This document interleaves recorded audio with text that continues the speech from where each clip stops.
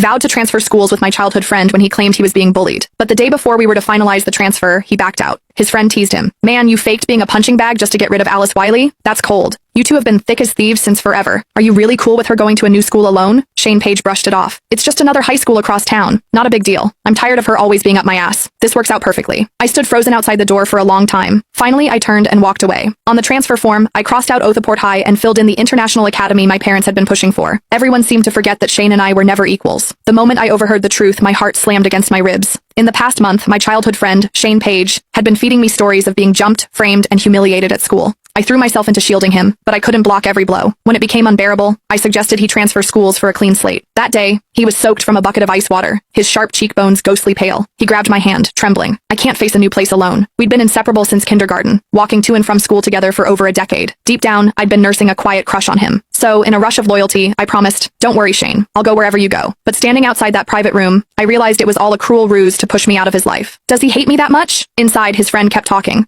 Alice is crazy about you. What if she falls for someone else out there? Her? Shane scoffed as if the idea was absurd. She is so loyal she'd take a beating for me and not even flinch. You think she'd ever stop loving me? His friend muttered. I don't know, but she doesn't seem like someone you mess with. No chance. Shane said lazily. Our school is full of rich kids, but has she ever given any of them a second glance? His tone dripped with disdain as he continued. She is always up my ass. It's annoying. The room burst into laughter, sharp and mocking. I wanted to run, but my feet felt rooted to the floor, forcing me to endure the humiliation. One guy clicked his tongue. First time I've seen someone push away a girl who is crazy about them. Respect, bro. But if you're sick of her, why not just tell her? She doesn't seem like the type to pester you. Shane frowned. She is too intense. Being straight with her wouldn't be that easy. He paused, then dropped the real bombshell. Besides, Esther gets all torn up whenever she sees Alice. She only feels okay when I'm there to hold her hand. I'm doing this for Esther's sake. Alice will just have to deal with it for a bit. It clicked like a puzzle snapping together. Shane started faking the bullying just a week after Esther Howell was transferred to our school. You sly brat. A new girl shows up and you're already whipped? Someone chuckled. But Esther has got that fragile damsel in distress vibe. Guys eat that up. Unlike her, Alice is sharp and always has that icy glare that keeps everyone at arm's length. No matter how gorgeous she is, that's a tough sell. The others piled on, tearing me apart like sharks on a feeding frenzy. Shane didn't stop them or defend me. He even nodded along, agreeing with their jabs. My heart sank into a dark, throbbing abyss. For a fleeting moment, I wanted to knock down that door and demand answers. Why did he lie? Did he feel even a flicker of guilt watching me get hurt for him? Did our years of friendship mean nothing? But my mom's words echoed in my mind. Don't waste energy on pointless battles. People don't turn rotten overnight. In the end, I turned and walked away. The pain crept in slowly. I could have shrugged off a friend's betrayal, but Shane had crossed that line, blurring the boundaries between friendship and something more. That made the cut deeper. The day we agreed to transfer, he dragged me to a bar to celebrate our escape. The dim neon lights cast a hazy glow, and I couldn't tear my eyes off the guy I'd loved in secret for years. My heart raced, wild and untamed. When he leaned in to kiss me, I didn't pull away. Years of bottled up feelings surged, overwhelming me like a tidal wave. Unable to hold back, I asked,